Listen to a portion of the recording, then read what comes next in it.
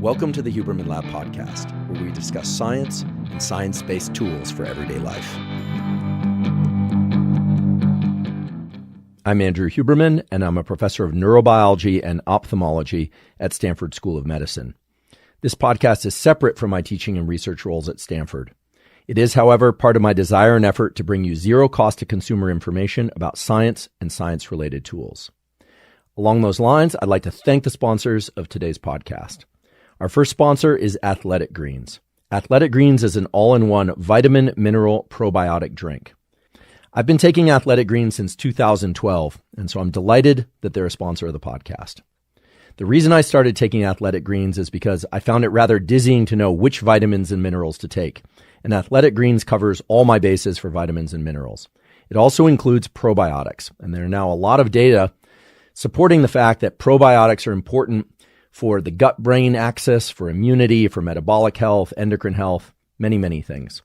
So I take Athletic Greens once, sometimes twice a day. I mix it with water and a little bit of lemon juice, and to me, it tastes delicious. If you'd like to try Athletic Greens, you can go to athleticgreens.com/Huberman, and if you do that, they'll also give you a year's supply of vitamin D3 K2. There are a lot of data now showing that vitamin D3 is important for immune function and a number of other important biological processes. In addition, if you go to athleticgreens.com/Huberman, you'll get 5 free travel packs. Travel packs make it easy to mix up Athletic Greens when you're in the car, on the plane, or generally on the road. So that's athleticgreens.com to get Athletic Greens, the year's supply of vitamin D3 and K2, and the 5 free travel packs. Our second sponsor of today's podcast is Headspace. Headspace is a meditation app that makes meditation easy. I've been meditating on and off since I was 16 years old. I'm 45 now, so that's about 30 years of on and off meditation. And I confess most of that time it was off, meaning I find it really hard to stick to a meditation practice. A few years ago, I discovered Headspace while flying on JetBlue flights because at that time they were offering Headspace as something you could watch instead of TV or movies. And it made me feel great. I'd find that I'd arrive where I was going more rested, more relaxed. And I got the Headspace app. I started using it daily, and I've continued to use it daily. Headspace has a large number of meditations, all supported by science.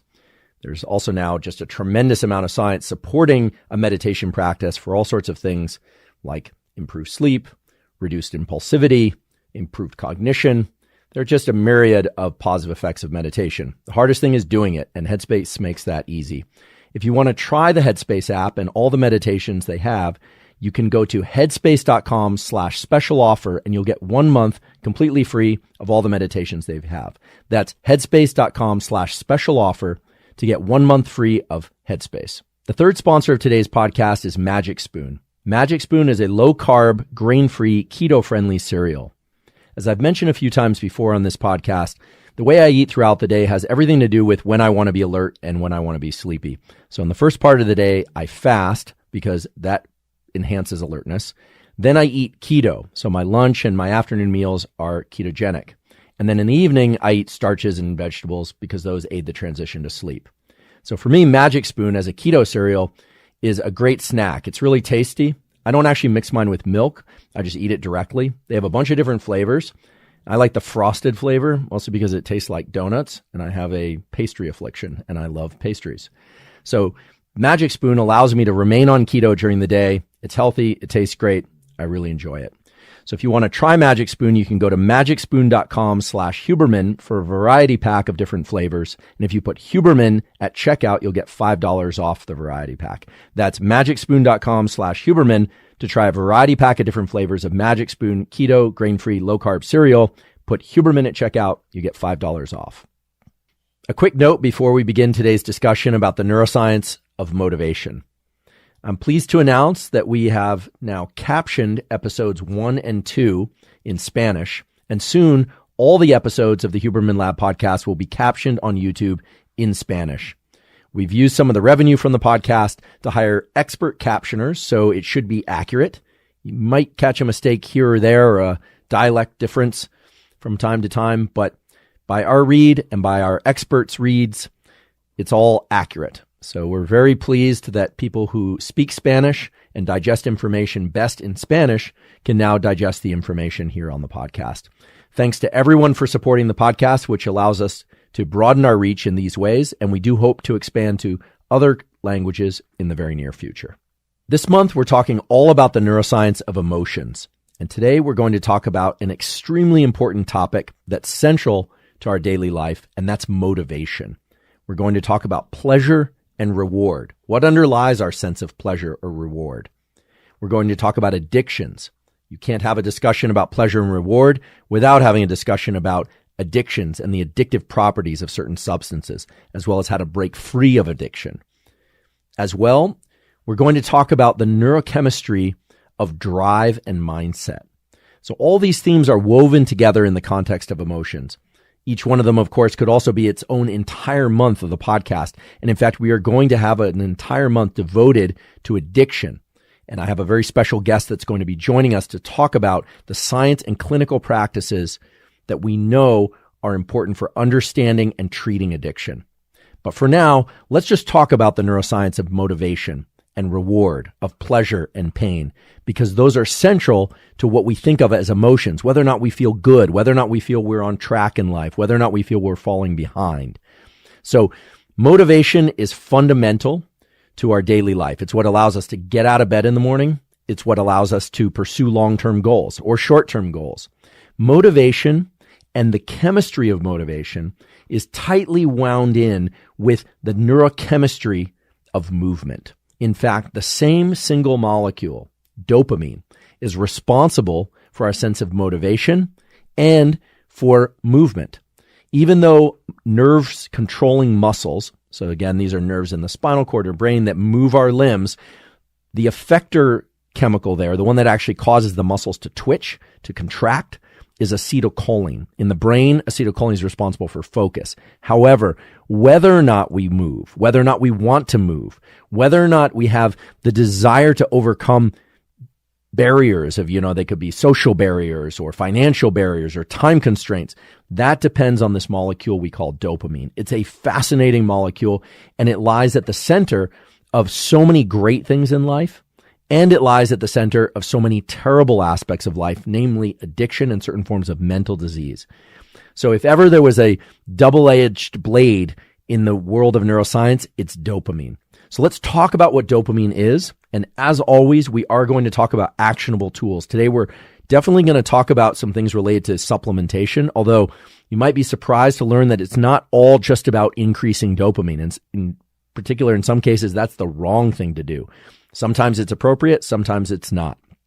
More so, we're going to talk about tools related to what's called dopamine scheduling, how the way that you're leading your life and the way that you're conceptualizing your goals can actually predict whether or not you're going to continue to pursue those goals, and therefore whether or not you will succeed in achieving those goals, as well as whether or not you will quit. There's a fundamental relationship between dopamine released in your brain and your desire to exert effort. And you can actually control the schedule of dopamine release, but it requires the appropriate knowledge. This is one of those cases where understanding the way the dopamine system works will allow you to leverage it to your benefit. And if you don't understand the way that dopamine works, there's a good chance that it's going to pull you out into the current of life, meaning the rest of the world is going to control your dopamine schedules. So I'm excited to tell you about today's information. You're going to learn some basic science. You're going to learn a lot of tools. And these tools, I believe, are applicable whether or not you're 5 years old, 8 years old, 80 years old, or anything in between. So let's talk about dopamine. Let's get a few basic facts on the table. Dopamine was discovered in the late 1950s, and it was discovered as the precursor, meaning the thing from which epinephrine or adrenaline is made. Now, that's fundamentally important because this molecule we call dopamine, nowadays we think of as the molecule of reward and pleasure, but actually it is the substrate from which adrenaline is made. And in the brain, it's the substrate from which epinephrine is made. Epinephrine is the same thing as adrenaline, except in the brain we call it epinephrine. Epinephrine, as you may recall from previous podcasts, or if you haven't, no problem. Epinephrine allows us to get into action. It stimulates changes in the blood vessels, in the heart, in the organs and tissues of the body that bias us for movement. And if you'd like to learn more about epinephrine, you can check out our episode on mastering stress. We talk a lot about it there. Dopamine was initially thought to be just the building block for epinephrine, and it is indeed the chemical building block from which epinephrine is made. However, dopamine does a lot of things on its own. It's not always converted to epinephrine. Dopamine is released from several sites in the brain and body, but perhaps the most important one for today's discussion about motivation and reward is something that's sometimes just called the reward pathway. For the aficionados, it's sometimes called the mesolimbic reward pathway, but it's fundamentally important to your desire to engage in action, and it's fundamentally important for people getting addicted to substances or behaviors. So how does this work? Well, you've got a structure in the deep part of your brain called the VTA. It stands for ventral tegmental area. As always, you don't have to remember these names, but if you want to, I offer them to you for further Googling, research, reading, etc. The VTA, or ventral tegmental area, contains neurons that send what we call axons, little wires that spit out dopamine at a different structure called the nucleus accumbens. And those two structures, VTA and nucleus accumbens, form really the core machinery of the reward pathway and the pathway that controls your motivation for anything. You can think of them like an accelerator. They bias you for action. However, within the reward pathway, there's also a brake. The brake or restriction on that dopamine, which controls when it's released and how much it's released, is the prefrontal cortex. The prefrontal cortex is the neural real estate right behind your forehead. It's discussed for so many aspects of neuroscience. You hear about it for decision-making, executive function, for planning, etc. And indeed, it's responsible for a lot of those. It's this really unique real estate that we were all endowed with as humans. Other animals don't have much of it. We have a lot of it. And that prefrontal cortex acts as a brake on the dopamine system. Without that brake, you would be purely a pleasure-seeking animal. You would be purely pleasure-seeking. You would have no basis for regulating your behavior in terms of trying to get things that make you feel good. And that brings us to the important feature of motivation, which is that motivation is a two-part process, which is about balancing pleasure and pain. Okay? Most people think about motivation and reward and dopamine as just trying to achieve pleasure. And indeed, dopamine is released in the brain from the VTA at the nucleus accumbens when we experience things that we like. So here's the way to conceptualize this. And if you can internalize this in your mind, it will really help you as you move through your day, trying to understand why you might be motivated or not motivated for certain things. So when you're just sitting around, not doing much of anything, maybe you wake up in bed in the morning, you're thinking about getting up or not, this reward pathway is releasing dopamine at a rate of about 3 or 4 times per second. It's kind of firing at a low level. When I say firing, I mean electrical activity in the neurons. So when you're just around, you feel okay, not depressed, not highly motivated, not excited, maybe 3 or 4 times a second. If suddenly you get excited about something, you anticipate something, not receive an award, but you get excited in an anticipatory way, then the rate of firing, the rate of activity in this reward pathway suddenly increases to like 30 or 40 times. And it has the effect of creating a sense of action or desire to move in the direction of the thing that you're craving. In fact, it's fair to say that dopamine is responsible for wanting and for craving. And that's distinctly different from the way that you hear it talked about normally, which is that it's involved in pleasure. So yes, dopamine is released in response to sex. It's released in response to food. It's released in response to a lot of things, but it's mostly released in anticipation and craving for a particular thing. It has the effect of narrowing our focus for the thing that we crave. And that thing could be as simple as a cup of coffee. It could be as important as a big board meeting. It could be a big final exam. It could be the person that we're excited to meet or see. Dopamine doesn't care about what you're craving. It just releases at a particular rate. In fact, if we just take a step back and we look at the scientific data on how much the dopamine firing increases in response to different things, you get a pretty interesting window into how your brain works and why you might be motivated or not motivated. Let's say you're hungry, or you're looking forward to a cup of coffee, or you're going to see your partner. Well, your dopamine neurons are firing at a low rate until you start thinking about the thing that you want or the thing that you're looking forward to. Let's say you're craving chocolate or a good meal, a steak if you like steak, or a nice plate of pasta if you like pasta. When you eat that food, the amount of dopamine that's released in this reward pathway goes up about 50% above baseline. The neurons there go from firing, 3 or 4 times per second to, 6 or 10 times per second. It really depends, and these aren't exact numbers, but if we were to measure the amount of dopamine that's released, it goes up about 50%. All right. Sex, which is fundamental to our species' continuation and reproduction, although it doesn't have to be for conceiving children. Sex does release dopamine, and it increases dopamine levels about 100%. So basically doubles them. Nicotine, of the sort that's in cigarettes, or some people are taking nicotine in supplemental form, increases the amount of dopamine about 150% above baseline. It also does some other things that we're going to talk about, but nicotine does that, and it's kind of interesting that nicotine would increase the amount of dopamine in your brain very quickly, within seconds. That's 150 times over baseline, as opposed to sex, which is 100% above, or food, which is 50%. Cocaine and amphetamine increase the amount of dopamine that's released 1,000-fold within about 10 seconds of consuming the drug.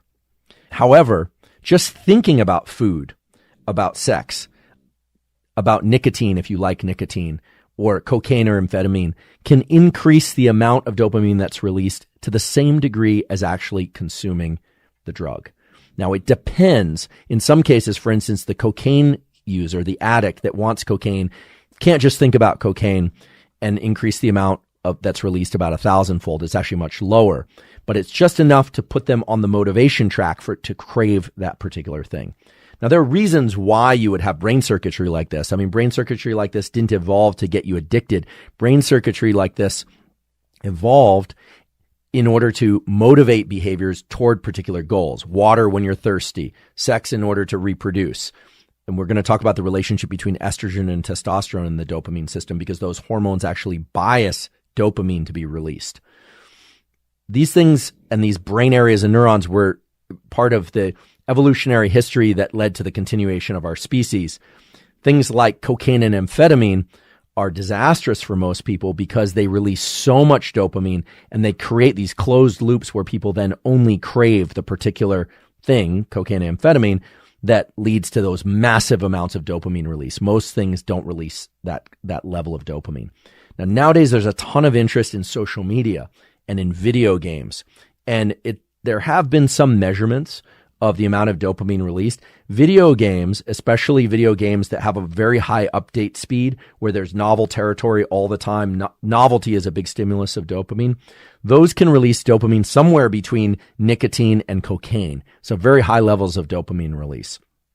Social media is an interesting one because the amount of dopamine that's released in response to logging onto social media initially could be quite high, but it seems likely that there's a taper in the amount of dopamine, and yet people still get addicted. So why? Why is it that we can get addicted to things that fail to elicit the same massive amount of pleasure that they initially did?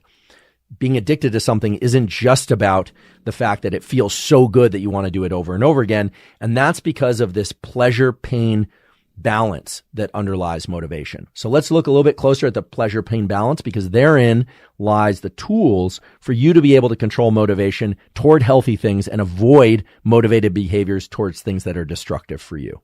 There are a lot of reasons why people try novel behaviors, whether or not those are drugs or whether or not those are adventure, thrill-seeking things, or they seek out new partners, or, they take a new class. As you'll notice, I'm not placing any judgment or value on these different behaviors, although I think it's fair to point out that for most people, addictive drugs like cocaine and amphetamine are very destructive.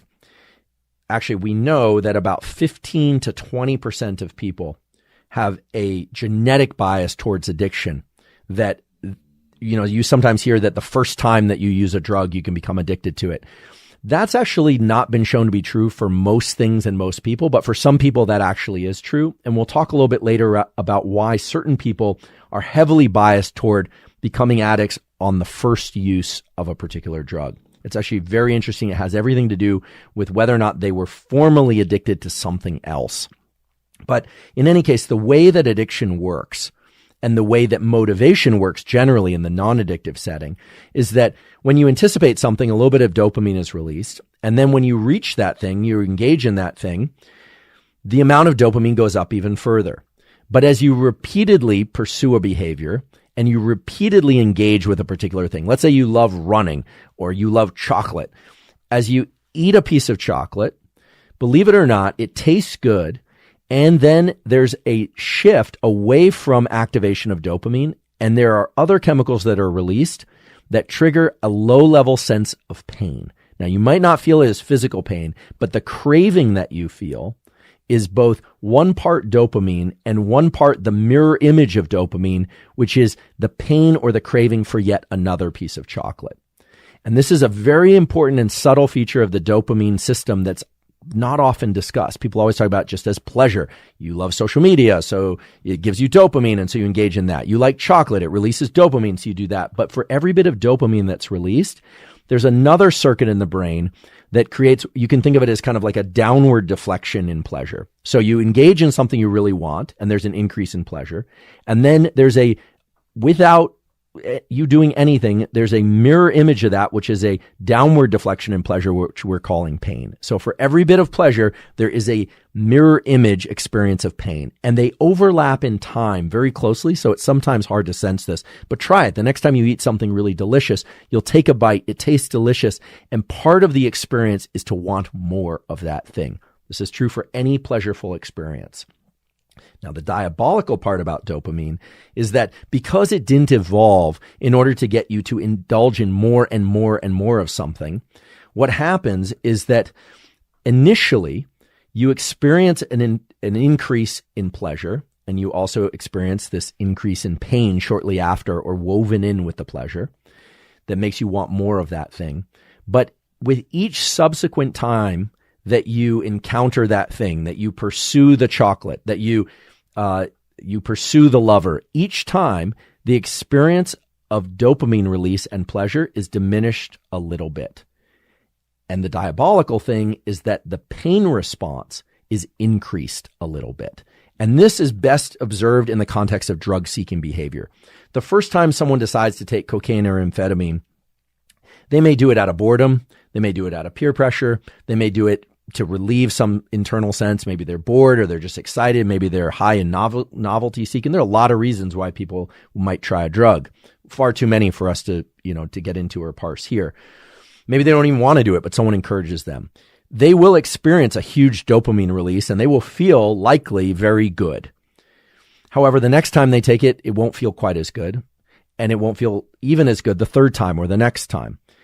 But the amount of pain, the amount of craving that they experience for the drug will increase over time. So much of our pursuit of pleasure is simply to reduce the pain of craving.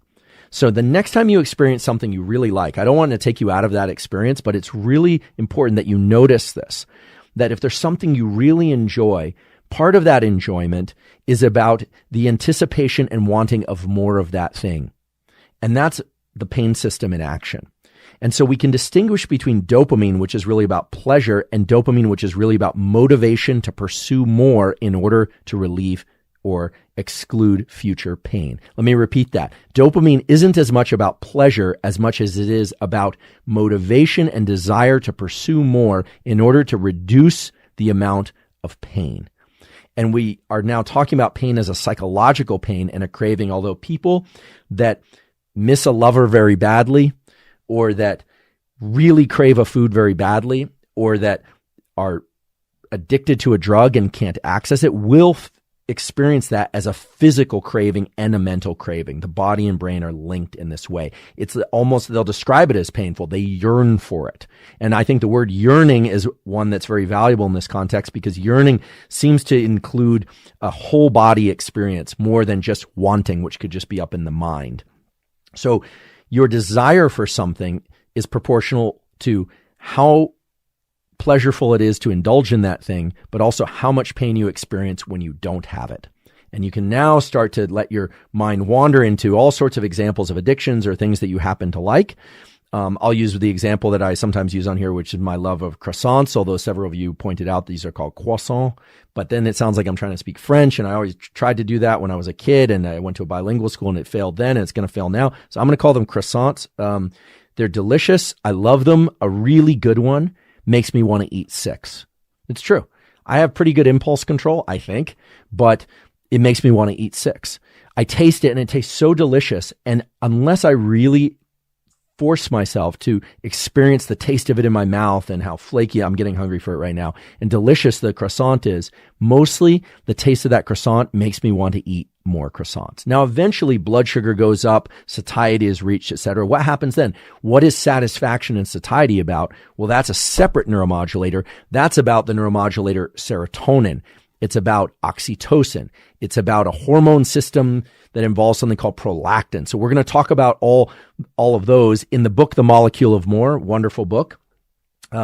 Those were described as the here and now molecules, the ones that allow you to experience your sensations and pleasure in the present and for which the brain stops projecting into the future. So now let's talk about craving and these so-called here and now molecules and how those engage in a kind of push-pull balance that will allow you to not just feel more motivated, but also to enjoy the things in life that you are pursuing to a much greater degree. We have neurons in an area of our brain called the raphe, R-A-P-H-E. The raphe releases serotonin at different places in the brain. Serotonin is the molecule of bliss and contentment for what you already have. I've talked before about exteroception. Exteroception is a focus on the outside world, everything beyond the confines of your skin. I've also talked about interoception, a focus on things that are happening internally within the confines of your skin. Dopamine and serotonin can be thought of as related to exteroception. Dopamine makes us focused on things outside us that are beyond what we call our personal space, where we actually have to move and take action in order to achieve things. And serotonin in general has to do with the things that are in our immediate here and now, hence the description of these as the here and now molecules. So it's interesting to point out that the body and the brain can direct its attention towards things outside us or inside us, or split our attention between those. I talked about this in a previous podcast, but if you didn't see it, no problem. Just understand that dopamine biases us toward thinking about what we don't have, whereas serotonin and some of the related molecules like the endocannabinoids, if you picked up on the word cannabinoid, yes, it's like cannabis because cannabis attaches to endocannabinoid receptors, and the endocannabinoids are receptors and chemicals that the cannabinoids that you naturally make that are involved in things like forgetting.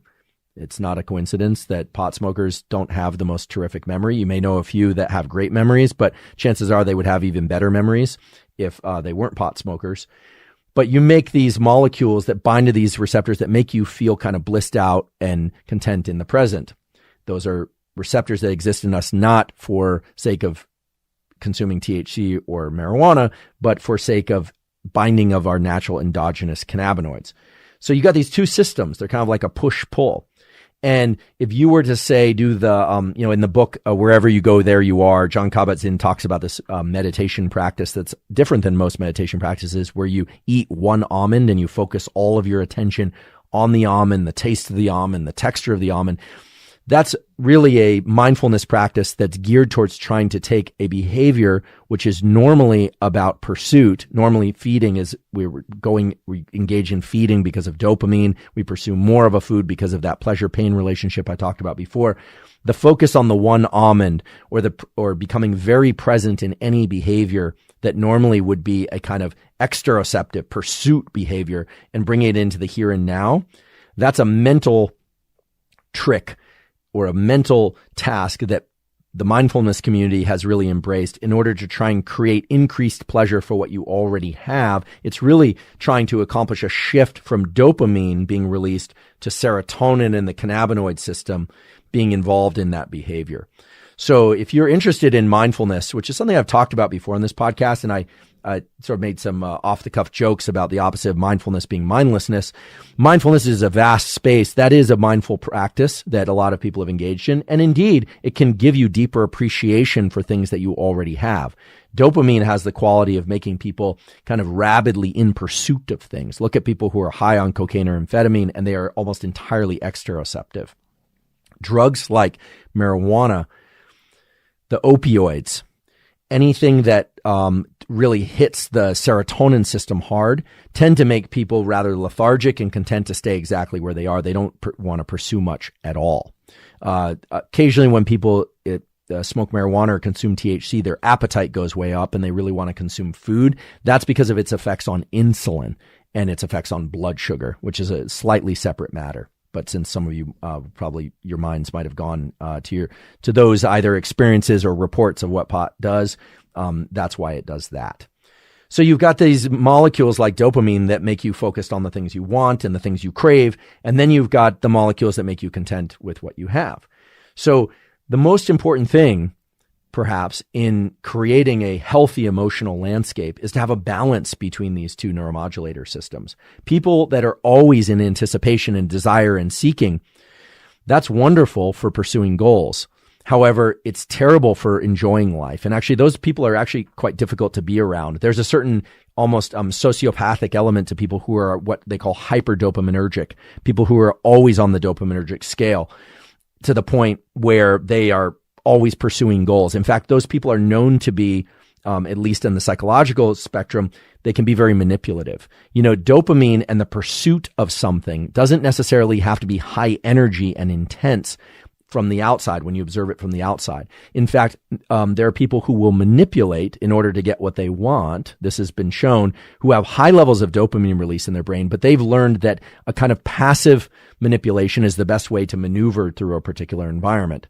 Now, I don't want to focus too much on sociopathy because those are kind of extreme examples, but it just goes to show that people who identify a goal and realize the series of steps that they need to take in order to achieve that goal can either do it through ethical means or non-ethical means. They can do it through active pursuit, being the kind of type A person that's always declaring their goals and going after it, posting it on Instagram, telling everybody about it, trying to recruit others.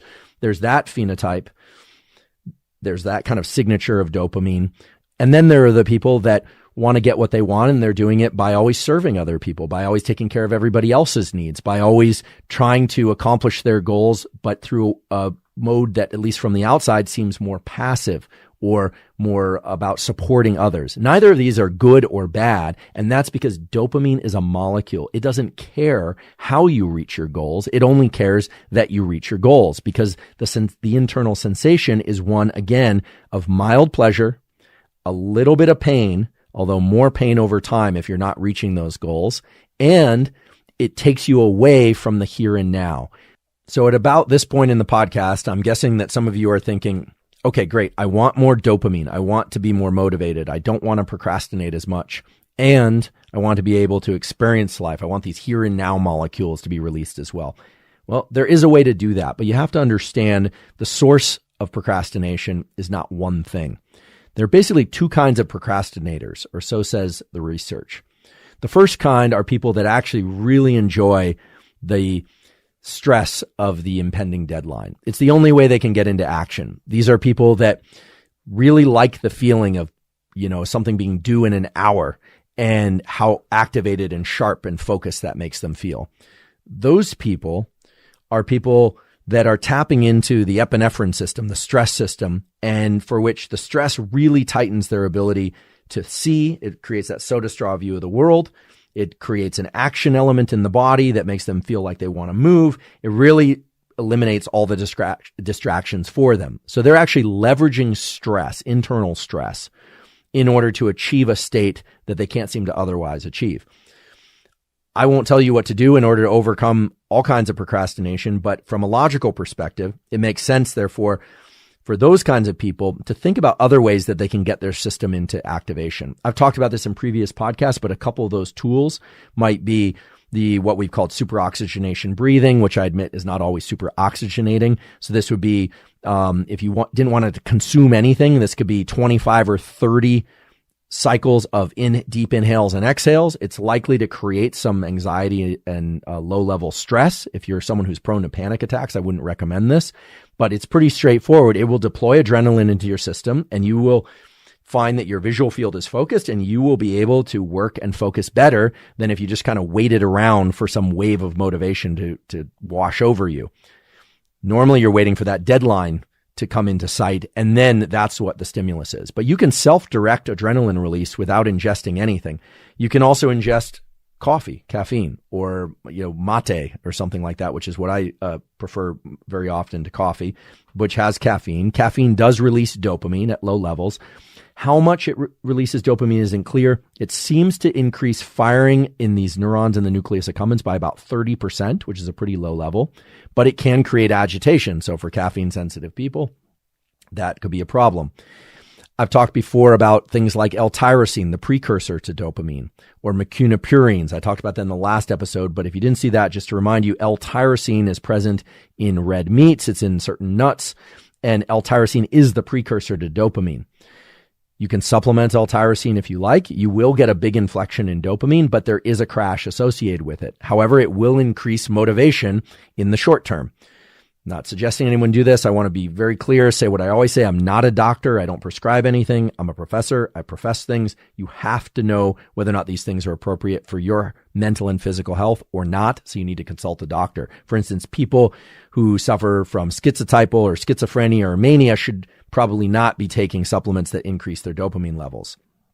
Now, if you can't increase your level of focus and your level of alertness and your level of motivation using breathing, well, then there might be something else at play. There are other procrastinators for which they simply are not releasing enough dopamine. They're not making enough dopamine.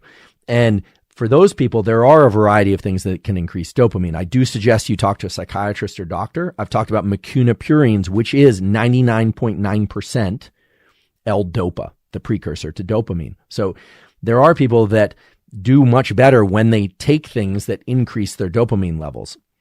There are antidepressants like Wellbutrin, bupropion, which is the other name for it, which increase dopamine and epinephrine. It can increase risk of epileptic attacks if you're epileptic. So again, you have to talk to your doctor, but they will increase dopamine and motivation and focus.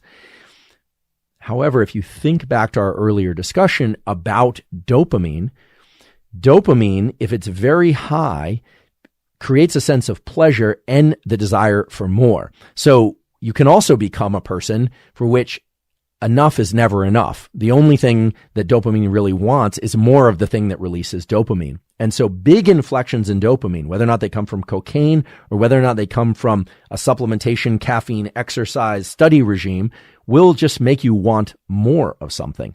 And we've all heard before of growth mindset, this incredible discovery of my colleague Carol Dweck, or some of these positive mindsets that the psychology community has put forth as really good for pursuit of goals and pursuit of things that require long bouts of effort. Well, it's wonderful if you can learn to attach dopamine to that process psychologically, but if you're starting to augment the amount of dopamine, increase the amount of dopamine through things like supplementation and prescription drugs, what's going to happen is you're not only going to need to pursue more and more of the sorts of things that are associated with the dopamine. So doing more studying, more sport, more pursuit, higher mountains, more money, more whatever. But we know that over time, the mirror image of that, the pain of lack of accomplishment, will also increase. This is the pleasure-pain relationship that we talked about earlier. So in a few moments, I'm going to talk about how to think about healthy dopamine schedules. But I just want to take a step back for a second and talk a little bit about the flip side of dopamine. What happens after this so-called dopamine crash? What mechanisms are installed in us? Because believe it or not, there are mechanisms that are installed in all of us that really put the complete and total brake on dopamine, why they're there and what they do. Because you've experienced these before, and they're actually ways that you can navigate these dopamine crashes or these intentional dopamine suppression mechanisms in order to leverage healthier dopamine schedules and to feel more motivated. Perhaps one of the most fundamental mechanisms in all humans is the neural circuitry designed for seeking out mates and for reproduction. And that's because the continuation of any one species is the primary driver for any species. That's just the reality. Now, I'm removing all context here. So whatever I say, of course, it's in the, on a backdrop of, consensual, age appropriate, species appropriate, context appropriate, all of that. This is not about the sociology of reproduction and sex. This is about the biology. The biology of sex in males and females, doesn't matter if it's XX chromosome, XY chromosome, XXY, XYY, doesn't matter. The reality is that dopamine is released on anticipation and consummation of sex and reproduction. And after orgasm, regardless of chromosomal background, there's a dramatic decrease in dopamine and an increase in a hormone called prolactin. Now, prolactin is associated with milk letdown in lactating mothers. It's also present in males. And in general, prolactin creates a sense of lethargy, of stillness, and lack of desire to move and lack of desire to pursue more of whatever released the dopamine. Prolactin, in fact, sets the refractory period on a male's ability to mate again. Now, this is going to vary tremendously from individual to individual. It also can, there are data showing that it can vary tremendously from mate pairing to mate pairing. The number one thing that releases dopamine is novelty. And it is true that the refractory period is shortened by the introduction of novel mates. This was first shown in a kind of classic experiment in, of all things, in chickens. This is called the Coolidge effect. And the story goes, and I believe it's a true story, it's actually in all the neuroendocrinology textbooks, so I believe it's true, is that President Calvin Coolidge was visiting a chicken farm. It's being taken around, and the person who was hosting the visit showed them a rooster. That was Coolidge and his wife were on the visit, and said, this rooster copulates thousands of times per day. And Mrs. Coolidge apparently kind of elbowed President Coolidge and said, you hear that? Kind of like pointing out the prowess of this rooster. And Coolidge said, yeah, but let me ask a question. Same hen or different hens? It turns out it was different hens. And the reason is the introduction of a novel mate increases dopamine levels. And what's interesting about this is that after copulation, prolactin goes through the roof and prevents further copulation. Dopamine crashes. But the introduction of some sort of novelty shortens this. Now, this is not a ploy for people to change mates often. What this is a story about the dopamine and prolactin system that also exists in humans. Now, there are actually things that people in certain communities take in order to bypass these refractory periods. There's actually drugs that increase dopamine, suppress prolactin, and vice versa. There's actually another way to suppress prolactin. Vitamin B6 is a fairly potent prolactin inhibitor, as is zinc. And if you look out there in the literature, and for those of you that are in the wellness and kind of sports performance community, a lot of the so-called quote unquote testosterone boosters are actually combinations of vitamin B6 and zinc, which inhibit prolactin and by way of inhibiting prolactin, increase dopamine. So they do have some functional effect in that regard. They're not really increasing testosterone directly. They're suppressing prolactin levels. And there are clinical conditions like hyperprolactinemia, which leads to massive decreases in libido, et cetera. And there are prescription drugs to treat hyperprolactinemia, which of course you should always talk to an endocrinologist about those sorts of prescription drugs. So it's interesting that this very basic mechanism of dopamine and prolactin, this sort of motivation, no more motivation, is a system that evolved for reproduction first, but that actually takes place, and you can see elsewhere in the world. For instance, schizophrenia, a disease that has many different types and facets, but schizophrenia is a case of often of hyperactivation of the dopamine system. So much so that it can make people feel kind of high, they hallucinate. I mean, we're talking very, very high or dysregulated dopamine circuits in the brain. One of the treatments for schizophrenia are drugs that block dopamine receptors. And if you have it's unfortunate, there are so many people that are out on the street these days who have schizophrenia, some of whom are taking their meds, some of whom aren't. If you ever see somebody on the street that's doing it's like a lip smacking and writhing, it's actually called tardive dyskinesia. This is a movement disorder that's created by taking these anti-dopaminergic drugs. So you can imagine these anti-dopaminergic drugs, while being very effective in suppressing hallucinations, they create these movement problems because of dopamine's importance for the movement circuitry, the so-called pyramidal circuitry for the aficionados. In addition, you sometimes see in males that take these drugs like haloperidol and the other dopamine blockers, that they actually develop breast tissue, gynecomastia. So the development of male breast tissue is because of the elevated levels of prolactin, because they're suppressing their dopamine so much. Now that's a really extreme case, but maybe perhaps if you see somebody engaging in these very strange kind of face writhing and body writhing behaviors, that's actually not a consequence of their mental illness. That's a consequence most often of the drugs that they're taking to treat the mental illness. Those are side effects of those drugs. Now, prolactin is increased anytime we have some really heightened intense experience. It's not just released after sex and reproduction. Prolactin is released after some major event. It's actually responsible, it's thought, for some of postpartum depression, for different types of kind of the letdown, the low. I can distinctly remember that after finals or after publishing a big paper, I would be very, very happy, but then I'd find that, like what next? Or things might seem a little bit dimmed or dulled out for the next day or so, or the following week. The timescales on these are going to vary because some people release a lot of dopamine for a very long time in response to something great, and other people have a quick inflection of dopamine and then they're back to feeling not so great. It really varies from person to person. In fact, long ago, as I learned about dopamine reward circuitry and the relationship between dopamine and prolactin, I started to leverage this. Believe it or not, after some major event, I would take a couple 100 milligrams of vitamin B6. I think for people who have diabetic neuropathy, you need to be careful with vitamin B6. Check with your doctor. I was told, although I haven't found the literature on this, that it can, in some cases, exacerbate peripheral neuropathy. But for most people, it's thought to be reasonably safe, but again, always check with your physician. But I would take some B6 to kind of offset some of that low. And actually, I don't know if it was subjective or not, but it seemed to have somewhat of a positive effect. I also started just internalizing the fact that dopamine is so subjective. There are objective aspects to dopamine and how much is released, but there's also some subjective effects to dopamine.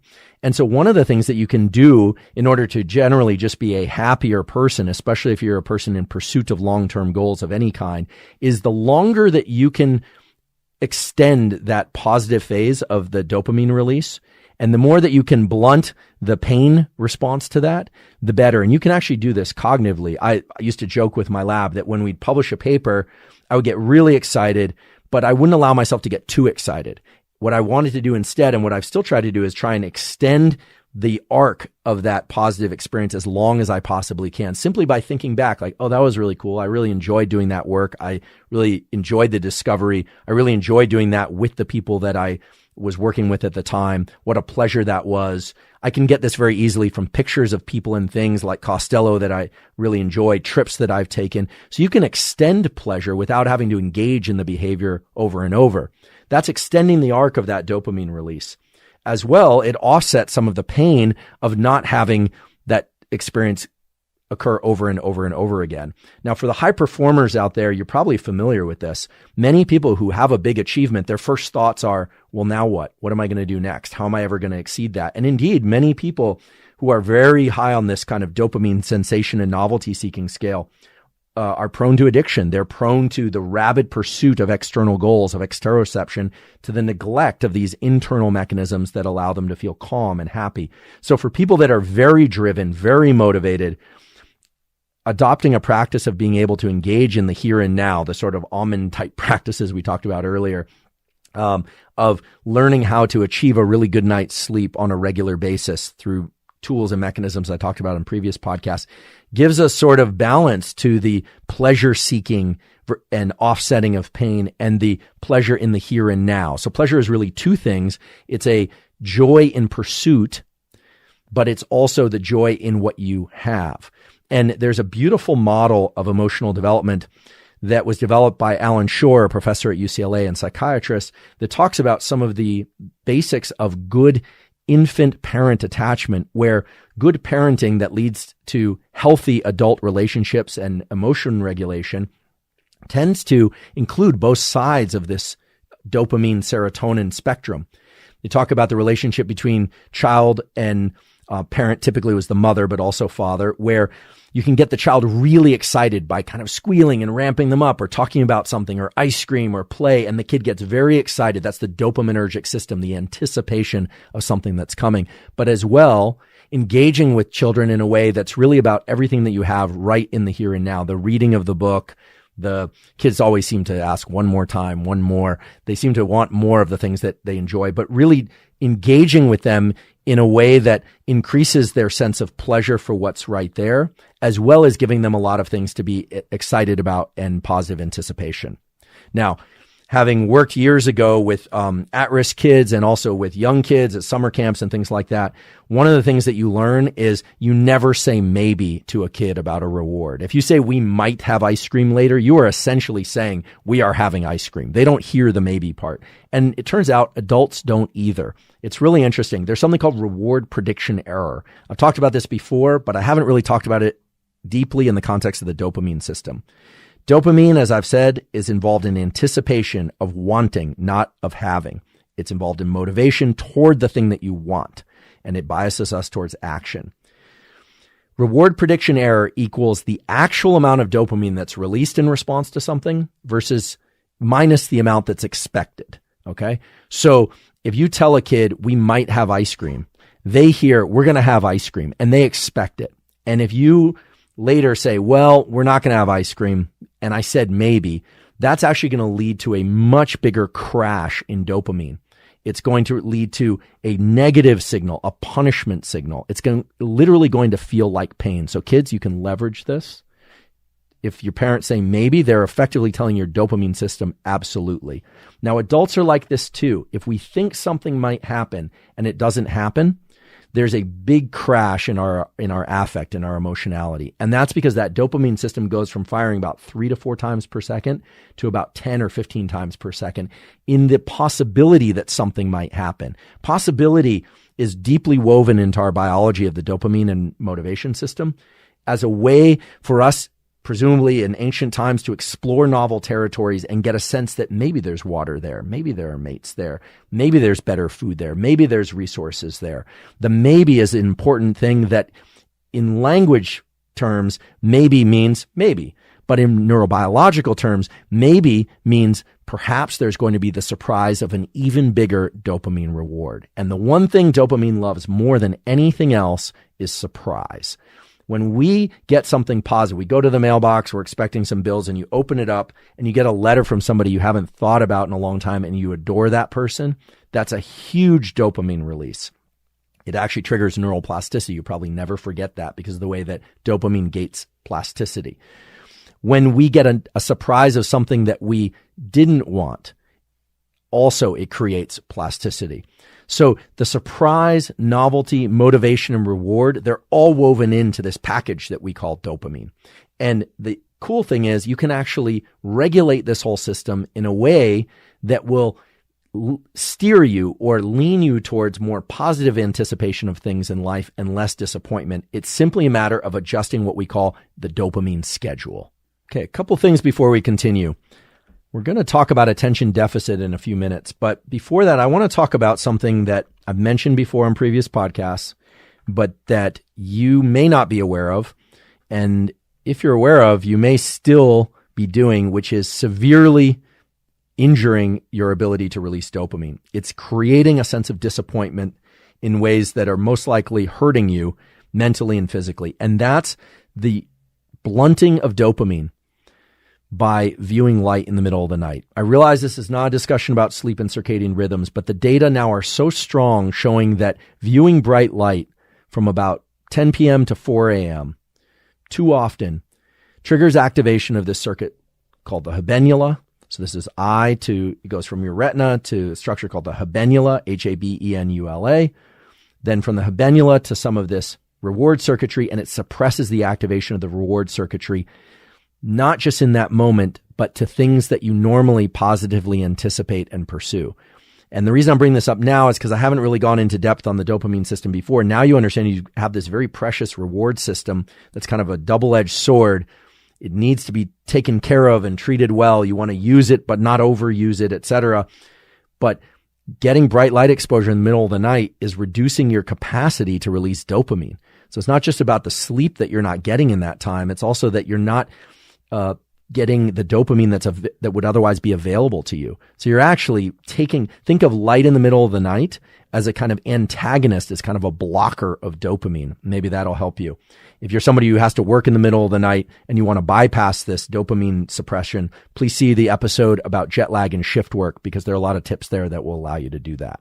In order to understand how to control the dopamine system, how to leverage it for a better life, you need to understand the results of a very important experiment. This experiment was able to separate pleasure from motivation. It's a very simple, but like many simple experiments, a very elegant experiment. What they did, and this has now been done in animals and in humans, they offered rats food. It was a food that they particularly liked. And the animals would lever press for a pellet of food, kind of classic experiment. They'd eat the food. And they presumably liked the food because they were motivated to press the lever and eat it. Great. They took other rats.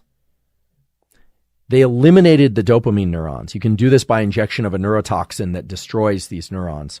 So they actually had no dopamine in their brain. They have no ability to release dopamine. And they gave them a lever. The rats would sit there and they'd hit the lever and they'd eat the food. They're still enjoyed the food. So you say, well, okay, so dopamine isn't involved in motivation and it isn't involved in pleasure. No, it absolutely is. They could still enjoy the food, but if they moved the rat literally one body length away from the lever, what they found was the animals that had dopamine would move over to the lever, press it, and eat. And the rats that did not have dopamine available to them, wouldn't even move one body length, one rat length to the lever in order to press it and get the food. Dopamine, therefore, is not about the ability to experience pleasure. It is about motivation for pleasure.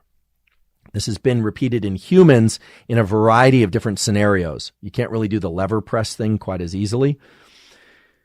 But we know that people that have low levels of dopamine are simply less motivated, even though they can achieve pleasure. And this has serious ramifications for the fact that now, quote unquote, pleasure, or ways to induce things that we believe give us pleasure, are everywhere and they're within reach. We don't have to forage for our food. There's a lot of highly processed, high sugar, high fat foods. There's also foods that are healthy that taste good, and hopefully they're pretty easy to get, although that different people have different access to things, of course.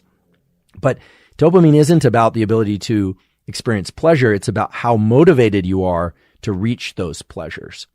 And so many of you are probably thinking, wow, I'm not a very motivated person. Like you talked about the one kind of procrastination earlier. What about when I just feel kind of meh about life? Now, for some of you, there may be a real clinical depression and you should talk to a professional. There are very good prescription drugs that can really help people. There's also great non-drug treatments of psychotherapy and other treatments that are being developed in addition to psychotherapy and the various kinds of psychoanalysis, et cetera, that one can use. I think the data really point to the fact that a combination of pharmacology and talk therapies are generally best. And there are a huge range of these things. I know many of you are in these professions, so we're not going to talk about that right now. There is a compound that's kind of interesting in the supplement space that isn't mecunopurine's L-Dopa. It's not L-tyrosine.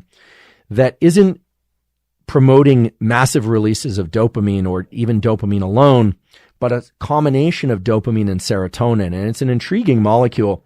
It's sold over the counter. Again, you have to check with your healthcare provider before you would take anything or remove anything. That's very important. But it's phenylethylamine, or PEA. PEA, or beta phenylethylamine, releases dopamine at low levels, but also serotonin at low levels. So it's kind of a cocktail of the motivation molecules, as well as the quote unquote here and now molecules. And people's response to this varies widely, but many people report feeling heightened sense of mental acuity, well-being, etc. It is a bit of a stimulant, like anything that triggers activation of the dopamine and norepinephrine pathway.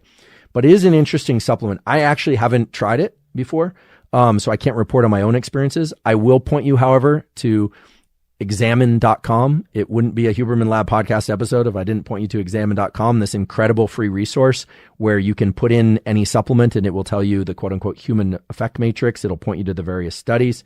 We always provide a link to this in the caption. It's an amazing resource. So you can go there to explore more.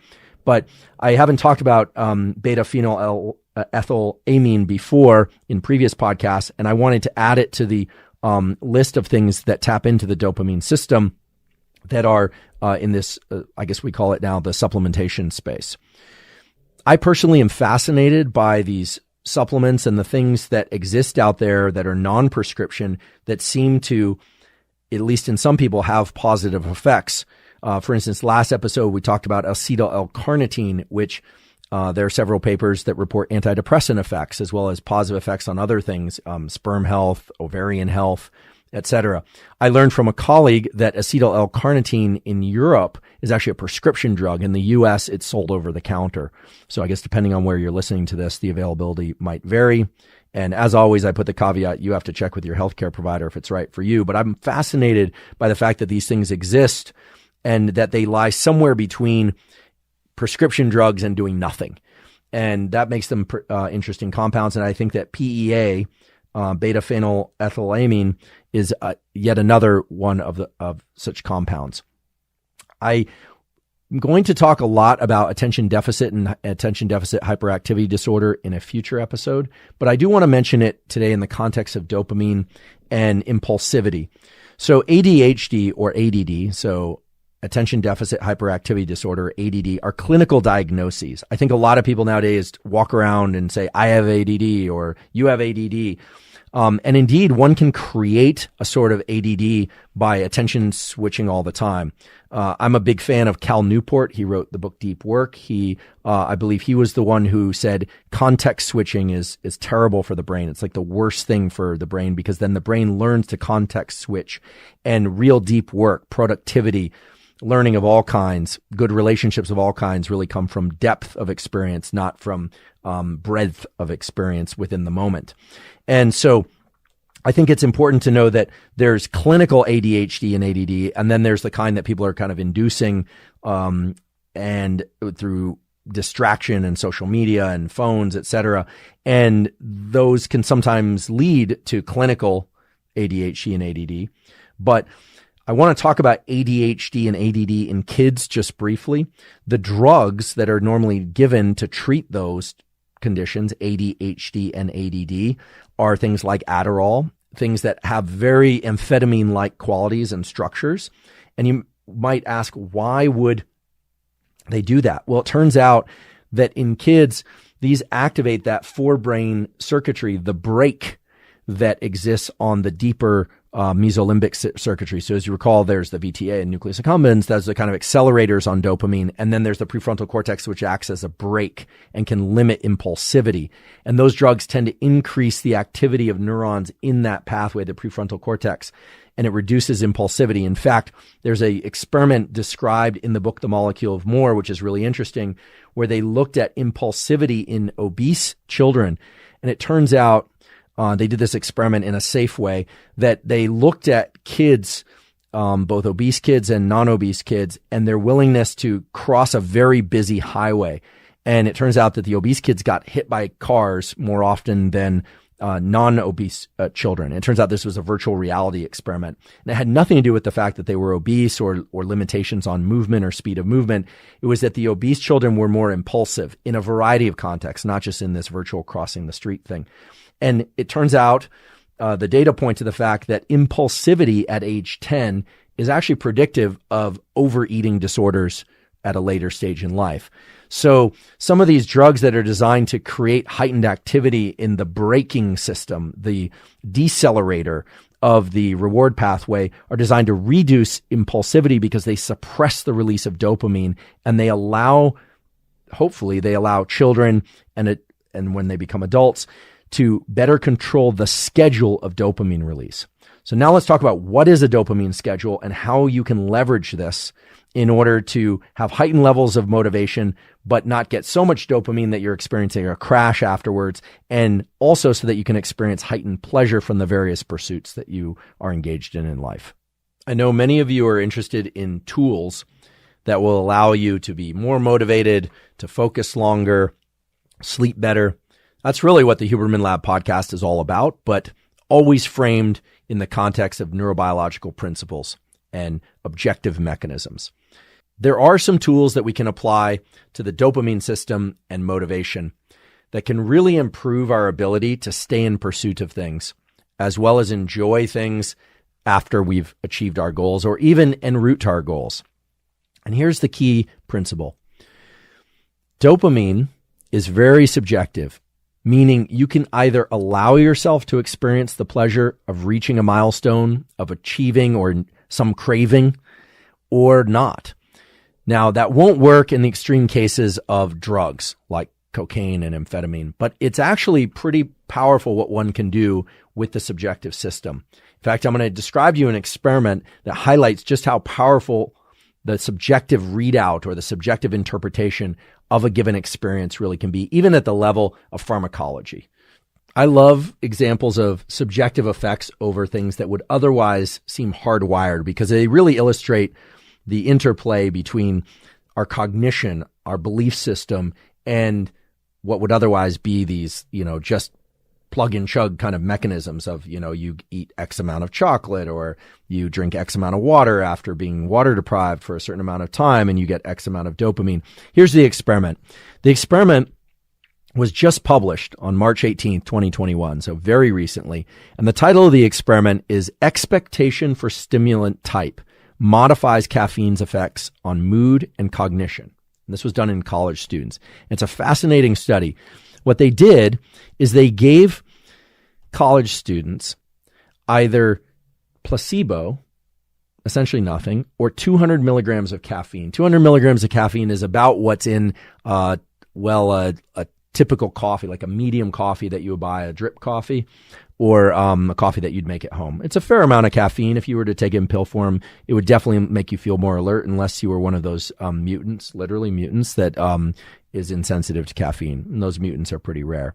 So they took 65 undergraduate students in college. They randomized them to either placebo or caffeine, and they told them that they were either getting caffeine or Adderall. Now, Adderall cognitively carries a very different expectation. College students know Adderall to be a much stronger stimulant than caffeine. They know it to create a sort of high. This is the way the students described it. And they thought that it would increase their level of focus and their ability to perform work. So what was really interesting is there was definitely an effect of placebo versus caffeine. That's not surprising, however, right? You take a placebo, you may or may not feel more alert. But you take 200 milligrams of caffeine, very likely you're going to feel very alert. But there was also an effect of whether or not the students thought they were getting caffeine or Adderall. The subjects receiving caffeine reported feeling more stimulated, anxious, and motivated than the subjects that received the placebo. Okay. But the ones that expected Adderall reported stronger amphetamine effects. So they felt much more high. They performed better on a working memory test. And in general, they had all the increased cognitive effects that would have been seen with Adderall, but they were only ingesting caffeine. And so this shows an interaction between the drug, caffeine, and the expectation that it was Adderall. So it led to heightened performance simply because the students thought they were getting Adderall. Now, I don't know whether or not they told them at the end that it wasn't Adderall. I doubt that they did. This, if you want to look it up, this study was published in the Journal of Experimental Clinical Psychopharmacology. The paper is Looby et al., Looby et al. And again, it was just published March 18th, 2021. Speaks to the fact that, yes, there are so-called placebo effects, but this is different than placebo. This is a belief effect about what the specific reactions to a given stimulant ought to be. And I think this is very important because I think that it points to the fact that the top down, the kind of higher level cognitive processes are impacting even the most basic fundamental aspects of, say, dopamine release or our adrenaline release or epinephrine release in ways that can positively impact performance. In this case, it was a positive improvement in working memory and focus. As long as we're talking about caffeine, I'd like to point out a study that's really interesting. This was published in Journal of Neuroscience, which is the Society for Neuroscience's kind of flagship journal. It's their journal. It's a good journal. And what they showed was that caffeine can increase dopamine release in the brain by about 30%. That wasn't surprising. I even said that earlier. But what they also showed is that it has a protective effect on dopamine neurons. So caffeine in some cases may not just increase dopamine release, but it might actually have a protective effect on dopamine neurons. Now that's distinctly different from some claims that drugs like MDMA, ecstasy, it's been argued are neurotoxic for things like dopamine and serotonin neurons. The study that was published about that in the journal Science, which is an extremely prestigious, excellent journal, later it was shown that it wasn't MDMA, ecstasy, that was given in that case. It was actually amphetamine, which is known to destroy dopaminergic and serotonergic neurons. So what does this mean? This means that low levels of caffeine may, at least in a few studies, be protective for dopamine neurons over time.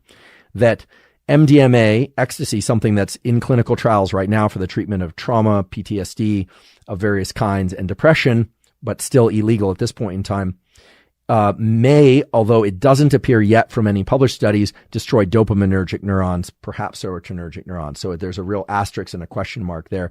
But amphetamine, and in particular methamphetamine, is very destructive for dopaminergic neurons. So I don't think any of us needed any additional reasons to avoid methamphetamine, this drug that creates huge increases in dopamine and then huge crashes from that dopamine. Very destructive drug, but in addition to that, seems to destroy dopaminergic neurons. From time to time, I've talked about nicotine on here, not smoking, because obviously smoking is bad, lung cancer is bad for health, etc. But nicotine, it's in supplemental form. I've mentioned that a very famous neuroscientist, Nobel Prize-winning scientist, chews a lot of Nicorette. I know other people who chew Nicorette. They believe in its neuroprotective effects for Parkinson's and Alzheimer's. And indeed, nicotine can stimulate dopamine release. We talked about that earlier. Whether or not it has a protective effect isn't clear. The protective effects might be through the noradrenergic and acetylcholine systems. Those findings are still unclear. But it is interesting to note that nicotine can increase prolactin somewhat. There are a couple studies, I'd be happy to link to them in the caption, that shows that nicotine taken too much over too long periods of time can also increase prolactin, which again is the opposite side of dopamine. So today we've talked a lot about the dopamine system and those kinds of schedules that will allow craving or addiction. But what's the schedule of dopamine that's going to allow you to maximize on your pursuit of pleasure and your elimination of pain? And we get the answer to that from our good friend gambling. The reason gambling works, the reason why people will throw their lives away, the reason why people go back again and again and again to places like Las Vegas and Atlantic City is because of the hope and anticipation. Those are cities and places built on dopamine. Right? They are leveraging your dopamine system. And I realize that there are experienced gamblers. There are people that enjoy gambling. I'll actually just say, I like sitting at the roulette table. I always take a designated amount of money. It's not much. I enjoy playing a little bit of roulette. I certainly enjoy when I win. I certainly don't like it when I lose, but I do it sheerly for the pleasure of playing, and I do it very seldom. I don't have a gambling problem. And if I did, I'd probably tell you, but I don't have a gambling problem. Yet people throw away their entire lives on gambling. And as a friend of mine who's a certified addiction treatment specialist tells me that, gambling addiction is a particularly sinister because the next time really could be the thing that changes everything. Unlike other addictions, the next time really could change everything. And that's embedded in the mind of the gambling addict. And rarely does it work out in favor of the well-being of the gambling addict and their family. However, the intermittent reinforcement schedule was discovered long ago by scientific researchers. So this is the slot machine that every once in a while gives you a win to keep you playing. This is the the probability of winning on the craps table or the roulette table or at blackjack just often enough that you're willing to buy tickets, head out there, play again, go downstairs again from your room, even though you swore you were done for the night. Intermittent reinforcement is the most powerful form of dopamine reward schedule to keep you doing something. So we can export that. We can use it for good. If there's something that you're pursuing in life, whether or not it's an academic goal or a financial goal or a relationship goal, one of the things that you can do to ensure that you will remain on the path to that goal for a very long time and that you will continue to exceed your previous performance, as well as continue to enjoy the dopamine release that occurs when you hit the milestones that you want to achieve, is to occasionally remove reward subjectively. Let's say you set out a goal of making, I'm going to make this quantitative with respect to finances because it just is an easy description, but this could also be in sport, this could be in school, this could be in music, could be in anything, creative endeavors. But let's say you set out a certain financial goal, or let's say you want to get a certain number of followers on whatever social media platform. As you reach each one of those goals, you should know now that the amount of dopamine is not going to peak. It's actually going to diminish and make you crave more. The key to avoiding that crash, but to still keep it in healthy levels that will allow you to continue your pursuit, is as you are staircasing toward your goal, maybe that's dollars, maybe that's followers, maybe that's grades, maybe that's some other metric, it's medals or trophies, you actually want to blunt the reward response for some of those intermediate goals. Now, I'm not telling you shouldn't celebrate your wins, but I'm telling you not to celebrate all of them. Or as a good friend of mine who recently, fortunately for him, had a great financial success, he asked me and somebody else, a good friend of mine who's very tuned into dopamine reward schedules, understands how they work at a really deep level. And he said, I don't know what to do next. And we said, oh, well, that's simple. You should just give most of it away. And this wasn't a ploy to receive any of the money ourselves. This was really about reducing the impact of that reward. Now, hopefully giving him money away, if you already have enough of it, would be something that was rewarding in and of itself. But if you're a student who's pursuing goals in university, or you're an athlete who's pursuing goals, it actually makes sense from a rational perspective, once you understand these mechanisms, to hit a new high point of performance, or to get that A+, or for you, if it's an A-, etc., and to tell yourself, okay, that was good, but to actually actively blunt the reward, to not go and celebrate too intensely. Because in doing that, you keep your dopamine system in check and you ensure that you're going to stay on the path of continued pursuit, not just for that thing, but for all things. Big increases in dopamine lead to big crashes in dopamine, and big increases in dopamine up the ante. They increase the extent to which you are willing to invest time and energy in order to achieve goals and rewards that may be out of your reach. You never really know if you're going to succeed. So to make this crystal clear, celebrate your wins, but don't celebrate every win. That's one way that you can ensure that you're going to continue down the path of progress. And I think most of the learning tools that are in schools are about reward, hopefully for genuine performance. They are about encouraging us. We do have to believe that we can perform well. One of the hallmarks of growth mindset is the internalization that we're not getting it right yet. The word yet is very important. And also the sense that we reward our good behavior, our good performance, but not every time. One way to do this is to actually take the reward and reinforcement out of your own hands and your own mind. And you tell somebody that they are in control of whether or not you're allowed to feel good about your wins. Now, this is, I realize, is very unnatural for most people. But if you're somebody who's simply going to be in pursuit and you're going to really register your wins and you think that that's going to actually make you a better performer, it will in the short term, but not in the long term. So you can lift the what Las Vegas and Atlantic City and other gambling mechanisms and places have known for a long time. They lifted it from the scientists. You can now take it back and you can start to leverage that, and you just make it intermittent. You reward yourself not on a predictable schedule. So not every other time or every third time or every 10th time, but sometimes it's 3 in a row, then not at all for 10 days. So reward is important. Self-reward is critically important, but make sure that you're not doing it on such a predictable schedule that you burn out these dopamine circuits, or that you undercut your own ability to strive and achieve.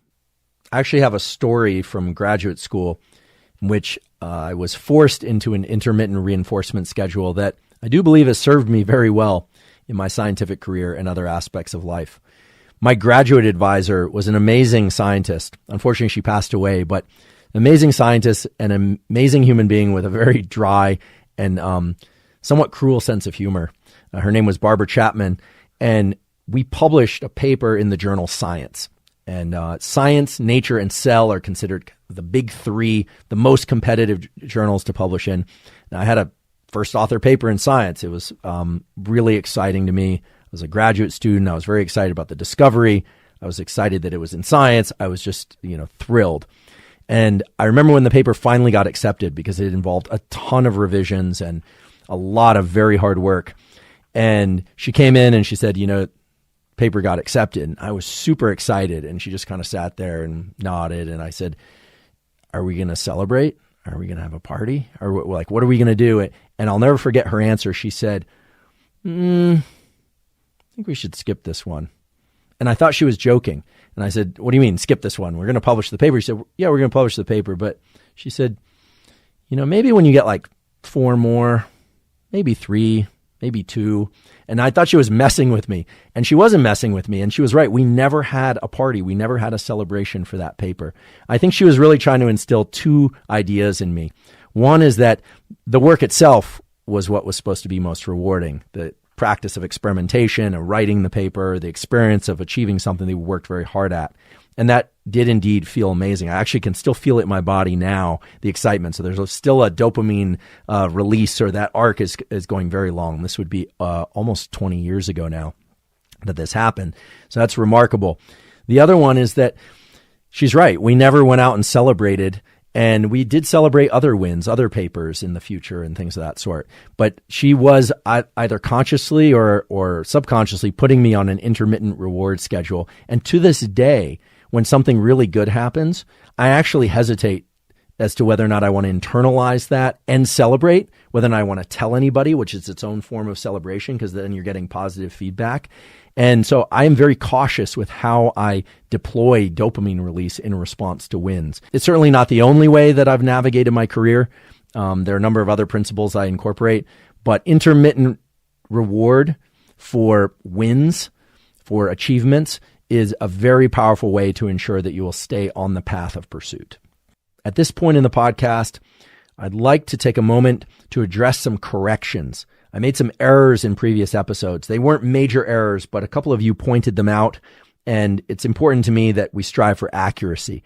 So the first one was, I talked in a previous episode about the potential benefits for some people, not all, of ashwagandha and its role in blunting cortisol and a way of offsetting medium-term and some long-term stress. It's a supplement that I've benefited from. It works through the GABA system and some other systems. Someone pointed out a study that admittedly was done in rats. I was focusing mainly on studies in humans during the episode, but they point out a study that was done in rats that showed that long-term administration of ashwagandha could actually create some negative effects, mainly on the thyroid and perhaps even the cortisol system, maybe the melatonin system. I just want to acknowledge that study. I'll reference it in the caption. Again, that was a rat study. I was focused on human studies. Please go to examine.com, put in ashwagandha. It will tell you the various effects on different aspects of brain and body. It will also link to the PubMed articles that are relevant there. It is called the Human Effect Matrix because that's only focused on humans. That's one of the reasons I like examine.com, is it's focused on human studies. Again, a wonderful free resource. But I do appreciate that you pointed out that study, because I do want people to be aware of the range of effects that these various compounds can have. As well, a couple times in previous episodes, I said 5-HTP and not 5-HT. 5-HT is serotonin. 5-HTP is a precursor to serotonin. I was talking about supplements and compounds that can stimulate the release of serotonin. In the previous episode, I was actually referring to it in a context for which I don't personally like to take 5-HTP. That's just my own bias for reasons I described in that episode. But if you heard me say 5-HTP when I meant to say 5-HT, I apologize. And then last, I just want to point out again something that I mentioned in the beginning, which is that The Huberman Lab podcast is now subtitled in Spanish. Episodes 1 and 2, as well as our welcome video, are in Spanish. The other ones will be subtitled soon. You can expect that within the next couple weeks. So if you know Spanish-speaking people who prefer to digest the information in Spanish, or that's you, you can look forward to the Spanish subtitles. You need to activate those in the caption feature on YouTube. Unfortunately, we don't have Spanish dubbing over in the audio platforms. I realize once again, we've covered a lot of material. Hopefully you now know far more about the dopamine system, reward, and motivation than you did at the beginning of this podcast. Hopefully you also understand the other side of dopamine and reward, which is pain and the balance of this pleasure-pain system, as well as the molecules that we call, or that were described in the Molecule of More book, I should say, as the here and now molecules, things like serotonin and the endocannabinoids. We talked about a variety of supplement-based tools, things like vitamin B6 and zinc as they relate to prolactin, PEA, very interesting compound. Again, I've never tried it. Very interesting, definitely in use out there. L-Dopa, mecunopurines, talked about caffeine, talked about nicotine, talked about how some of the effects of Adderall can be created purely cognitively without actually ingesting Adderall, simply by telling people they're ingesting Adderall, giving them caffeine. Very interesting study that I referenced a little bit earlier. And we talked about scheduling dopamine, adopting the intermittent reward schedule for yourself in order to ensure long-term engagement with pursuits that I hope are healthy pursuits and ones that serve you well. This was by no means an exhaustive coverage of all things dopamine and motivation. It was by no means the only time that we're going to talk about dopamine and motivation. Next episode, we're going to continue to talk about emotions from yet another perspective. But hopefully you have enough now to think about in the meantime, and that you can consider adopting in your own life and practices. As always, I really want to thank you for your time and attention. If you've learned something useful today, please pass it along. One of the things that we teach in science that I think is really wonderful to adopt in general in life is this idea of watch one, do one, teach one. This is what we tell graduate students and med students and postdocs. Watch somebody do something, learn it, then do it, apply it, see if it works for you, and then teach it. So it's usually not watch one, do one, teach one. It's usually watch one, do 20, teach as many people as you possibly want. I'm not looking for attribution. These are tools that are grounded in neuroscience for which I can't claim attribution. I'm just passing them along so that you can adopt them if you like and pass them along if you think people can benefit from them. Many of you have continued to ask how you can help support the Huberman Lab podcast. If you like what we're doing here and you like the information that we're sharing, please click subscribe on the YouTube channel. That really helps us. As well, if you want to hit the notifications button, that will allow you to make sure you don't miss any episodes. Typically, we release episodes every Monday, but in the future, we may release episodes as well as short clips more often than that. As well, if you want to subscribe on Apple or Spotify or both, that's a great help to us. And on Apple, you have the opportunity to leave us up to a 5-star review. We do use the comment section here on YouTube to inform future content and to address any questions and clear up any miscommunications or misconceptions that might arise. So please put your questions, your comments, and your suggestions for future content in the comment section below. The other way to support us is to check out our sponsors that were mentioned at the beginning of the podcast. The links to those sponsors are in the captions. As well, we've set up a Patreon account, which is patreon.com/Andrew Huberman, that allows you to support the podcast at any level that you like. As well, because we mention supplements from time to time throughout the podcast, and people always ask about what brands and sources we use or suggest for those supplements, we partnered with Thorne, Thorne. Thorne supplements are known to be among the most stringent supplements in terms of the specificity of what's in the bottle, matches what's on the label, the quality of the ingredients is exceedingly high. The Mayo Clinic and all the major sports organizations are partnered with Thorne because of that stringency and that commitment to rigor. If you'd like to see the supplements that I personally take, as well as get 20% off any of the supplements that Thorne makes, you can go to thorne.com/U, that's the letter U, /Huberman, and you can see what I take, and any of those supplements, as well as any of the other products on the Thorne site, will be available to you at 20% off. That's thorne.com/u/Huberman to get 20% off any of the supplements that Thorne makes. Finally, I want to thank you for your time and attention today. I hope you learned a lot and that you learned a lot of possible tools that you could incorporate into your life as it relates to motivation and emotions. Thank you for your interest in science.